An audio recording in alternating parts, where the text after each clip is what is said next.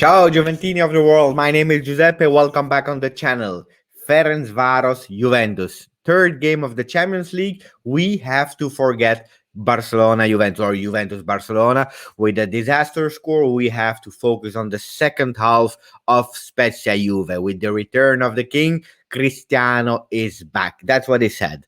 So I'm really curious to understand a bit more about Ferencvaros because I believe we never played versus them. So that's what Mo just explained me because I had no idea. So he told me, and he will take us through and he will guide us through all that game. If you want, guys, to see and understand what we don't have to do, because versus Spezia we made mistakes, and Mo, he was able to identify the defensive mistakes that we did. So if you want to know what's happening, stay on the channel. Put a maximum of likes, subscribe to the channel, go to Mo Twitter, and you subscribe to at Chehali. Mo, how are you doing, buddy? I'm doing great. How are you, Giuseppe? I'm okay. I'm okay. I'm still super happy about our second half of Spezia because I was really worried in the first half. I will be really honest with you. But I tell you, I really wanted to forget the Barcelona game. So I'm happy that we can do quite quickly that the third video about Champions League after the win versus Dynamo Kiev and the loss versus Barcelona. This one is a crucial game for me, so I hope we can win. Absolutely. We need to win against Ferencvaros home and away. We need to win against Dynamo Kiev. After the 2-0 loss, we need like those 4 games in the bag. We can't miss that. So you guide us through for the people that are new and that want to know what we will speak about. As Yeah. always, we speak about a historic moment, then we go through the expected 11. Always keep in mind it's 2 days in advance. Everything can happen in 2020 in 2 days. And then we go to the strength, weakness, opportunity, and the threat of Ferencváros, and we finish with prediction time. People are waiting for that. So we start with the historic moment, Mo. Yeah, absolutely. So I picked something because again, we never played against them. There isn't a really relationship between the two clubs. I picked Ferencváros versus Újpest. So Ferencváros is the most successful club in Hungary. They won many leagues, titles, etc., and they also played in Europe back in the 60s. And this derby here against Újpest is has been played since the 30s when Újpest won their first league as well. So it's very fierce. And here I'm showing a picture of a game that was played 10 days ago. You can see all the fans in the stadium. So people be safe. There is still COVID. Watch out. They won 2-0, by the way, against Ushpet. So they're still first in the league. But we have to watch out. That's for sure. I like the message that you are passing because we have all kind of people and we are not here to influence and to talk about those kind of things, but it's true that the world is again in a second lockdown. My country, Belgium, is in lockdown. France, UK will be in lockdown from the 5th.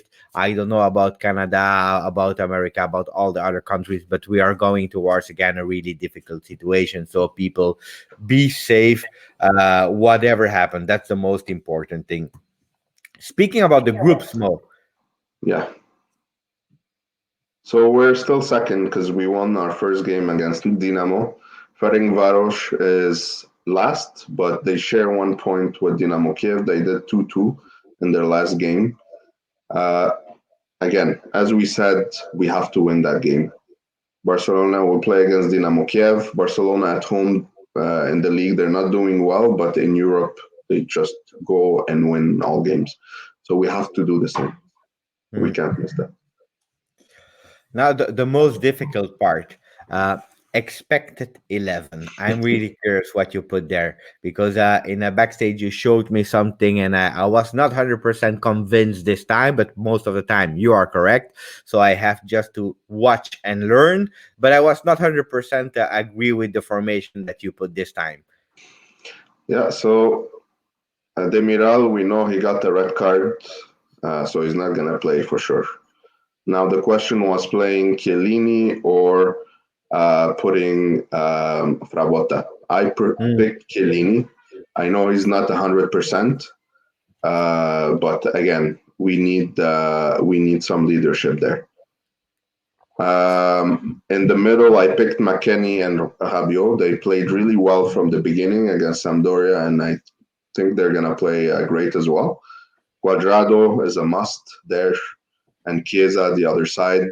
Kulusevski is gonna exchange with Cuadrado and McKennie, and we're gonna see why. Because McKennie tends now to go a lot on the right, helps a lot Cuadrado, which was really essential against Spezia.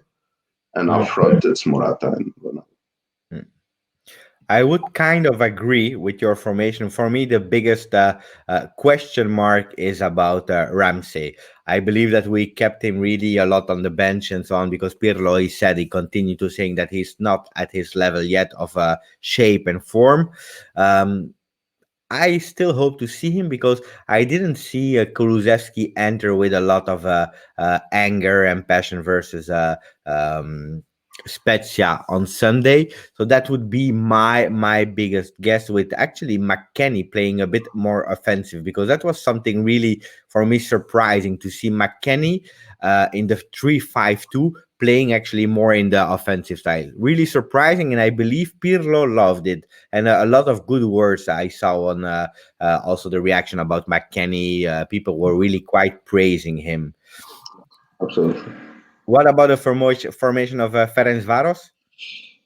Okay, so they play their typical 4-2-3-1. It's something similar to Barcelona, but them expect them to stay at the back and send in long balls. They're really good at that. Hmm. They have like some quiet, fast players like Ngan, Nizail. These could pose a lot of threat to our defense, and we're gonna discuss that more. But we have to watch out for those. Okay. What are their strengths? Yeah. So again, so this is an illustration of what happened there. You have Kovacevic. He's clearing the ball against Celtic, and right away he knows where to send it. Ngen is there. He has a player on him. He's able to run faster and shoot and score. So from a very tight angle, and it's not an easy angle there, he still But managed to score. And that can Ferencvaros won 2-1. that can be a casualty, no? No, actually, no. You're gonna see why. Here's another example against Barcelona. Now, when we were playing against Barcelona and we were preparing the video, I showed one example. It was offside. It was again, and here again. Look, Blasic, he's sending a long ball. Again, knows exactly where to go, and then here he is. He's in the box. He was able to take the ball. He has two players on him. He's able to hold it until he receives some support, and eventually Israel is there. He's Gen passes the ball to him, and Israel shoots and hits the woodwork. But it was really, really dangerous. And this is again at the beginning of the game. Playing like this against Barcelona away, it tells you these guys, they're not gonna just sit and watch Juve play. I want to show it again because it's quite impressive. Huh? We really see here versus Celtic. Hmm. Immediately to Engen. He finds him, he scored, and then we have the same versus Barcelona. So they don't care Barcelona, Celtic, whatever. They do it. It's something they studied. So we really have to be really, really careful Yeah, with our defense, because we know that we always have that three-man defense that becomes a four-man. But when we are attacking, we are with three, yeah, especially on counters and on our corners. When we are doing actually corners, we yeah, leave only Cuadrado in the back. So if they know that they can play really fast and long, and they can find themselves with the Engen that you are telling me that is really fast, yeah. that can be really something we will have to pay attention to. How can we score versus them? Okay, so now again, I'm gonna take a lot of screenshots from the Barcelona game, but I noticed the same thing against Celtic, against Dinamo Zagreb, even when they played locally. They have an issue in defense. They tend to play very close to each other, leaving a lot of space, Okay. and they follow the ball. In this case, you have Ansu Fati, who's able to run behind the defenders here. De Jong sees him, he passes the ball. But look at the other defenders. They're all located. You have one, two, three, four defending against two players. Yeah. And Ansu Fati, he takes that ball and he scores.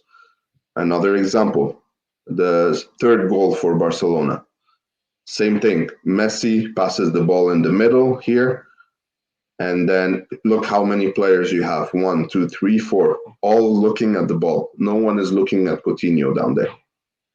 Actually, you have even more. You have one, two, three, four, five, Yeah, and the sixth one is here. It's crazy. yeah, that's true. And Coutinho scores. Yeah. Same thing. Another example. I think that's the fourth or fifth goal. Same thing. Dembele is there. You have one, two, three, four. They're all with him, leaving Pedri by himself. And Pedri scores. So this is what we have to look at. Last example, look, same thing. Messi, one, two, three, four, five. Dembele by himself. He scores. So you're showing me actually all the same pictures of the same game, and they lost 5-1. Yeah, They lost 5-1, and they always conceded the same goal. yeah, Crazy. Okay. So I hope Pirlo, that is on your t-shirt. Can you show your t-shirt, Mo? I hope that Pirlo is watching the show and that he can identify it, because it didn't happen one time or two times. They were really strong in actually repeating the same danger with Engen with the long passes, but they yeah, are doing actually always the same mistake. And in a game 5 times, that's really a lot. So yeah. I hope we can do the same. You identify, because we saw the goals of Ronaldo, the penalty kick, the amazing Rabiot goal, and so on. But you wanted to show us something else about Juventus, where we were quite strong at. Yeah, and I always try to relate it with the weakness of Ferencvaros. So here, we spent a lot of time in the middle passes between the defenders, but when we went ahead and Arthur went and passed like the ball right away to McKennie, McKennie quickly, a quick pass to Morata. Morata turns, and then boom, quick pass to Chiesa. This is what we need to do against Ferencvaros. Chiesa missed it, but the point is, once you do this, you're gonna see their defenders going behind the ball. Boom, you find a player that is free and can score. Bernardeschi, he has shooted next to the goal, I believe, or really small. That was versus Verona or Crotone, I don't remember. He missed it. Chiesa missed it as well. So I'm curious to see who will play on the left between Frabotta, Chiesa, Bernardeschi. We never know with Pirlo because it's a surprise. But I hope that this time we will be able to score, because it's not the first time that we are able to find the left winger, whoever he is, Yeah, we find him. Then the problem is that we don't score, but we find the guy. We are able to do that. So I hope we can do it. And then the first picture I showed in the beginning of the video was one of our defensive horror thing. I know it was Halloween, but Halloween is over. Can you explain me what happened here? Because this is a yeah, disaster. absolutely, absolutely. So here, Bartolome, if you remember why we identified him as the danger, and this Yeah. is exactly what happened. If you see Danilo, Bonucci, Bentancur, all of them on him, and still they were not able to stop him. Mm. And this leaves Pobega all by himself. Arthur is far from one side. McKennie is far from the other side because, again, Demiral and Cuadrado, you can't blame them. They're watching their men. So here was the problem, that you have a lot of space in the middle. And they Yeah, he's alone. Huh? He's alone. Huh? he's alone. This is one place you shouldn't leave a player in front of goal like that. Why do you think Bonucci is really near to Danilo at that moment? To me, he's not trusting too much Danilo, that he's able to stop the player. But here, both of them did not do it because, again, when you have two players on one, when there is great understanding, you can stop the player. But when you're still learning to play together, you're just gonna overlap, and it's gonna get you're gonna get a lot of confusion there. So. By the way, Alexandro is coming back with the Ligt after the international break of November. So first we have to play Ferencvaros, then we play Lazio, then it's international break, and from that moment, the Ligt and Alexandro should be back again. Hopefully, Bonucci will trust Alexandro a bit more than Danilo on the left. Let's see. I'm curious about that. And then the danger about Ferencvaros, because I don't really know the players of them, but yeah, I was able to identify it with your explanation. So again, there look. This is a beautiful picture. This was the offside, but he's able to dribble against Piqué and Longley and shoot. So we have to watch out for that. This guy is not a striker. Again, he's a midfielder on the left. How many does he cost? I need him in the team. He's quite old. He's 27. I don't think he would be a Juve like level, but he would do well like at in Serie A for sure. The moment, Mo. Last time, remember, I was no, it was not in our show, but when I was in JB World. By the way, for the people on Tuesday night, we have JB World on Twitch. Follow us live. There will be Christine. For the people that like Christine, there will be also Adam Digby and a lot of other people. So it will be really great. So join us for JB Live to prepare actually Ferencváros Juve. But the last time in JB where I said we will lose 3-1 versus Barcelona because I was absolutely not confident and we lost. I'm curious about this prediction, Mo. I'm gonna go 2-0. Yeah. 2-0 Juventus. Yeah. Morata, how many offside goals? I will tell it like that. At least one. At least one. At least one. He has to. He has to make one offside. sure. Morata is in a big shape. Huh? Are you happy with what Morata is doing? Oh, a lot. I'm really impressed when he's mentally motivated, when it clicks with everyone. This is what you want to see from a striker of his caliber, and he's delivering not only goals but key passes, assists, support. So no, he's really good. I'm really happy with him. Guys, this was it for the video. We prepared it quite well versus a team that we are not used to really watch. So I learned again a lot of things. To recap it, pay attention. Don't leave them alone when we are doing our corners because they are really playing fast. If you have a line, respect your line. Don't press too high in defense. And then